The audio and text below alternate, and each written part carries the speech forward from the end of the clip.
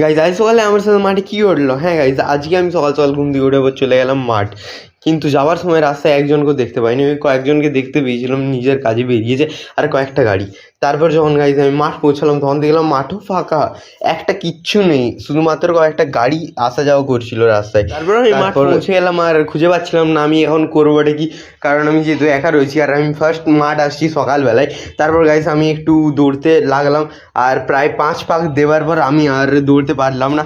তারপর পুরো এনার্জি আমার শেষ হয়ে গেছিলো আর খুব স্লো স্লো আমি আসছিলাম, তারপর হেঁটে হেঁটে গণমত করে আর এসে পর তারপর ভাবলাম একটু স্ট্রেচিং করে নিই। তারপর করার পর ভাবলাম কয়েকটা পুশআপও মেরে নিই। তারপর কয়েকটা পুশআপ আমি দিতে থাকলাম, তা করতে দেখলাম কয়েকজন আসছে। আমার পুশআপ মারা হয়ে গেল এবং আমি উঠলাম আর চোখে পড়লাম আমার এই আকাশটা। তাই আমি ভাবলাম তোমাদেরকে দেখানো। তারপর বেরিয়ে গেলাম বাড়ির জন্য। বাড়ি আসতে আমার 5 মিনিট সময় লাগলো।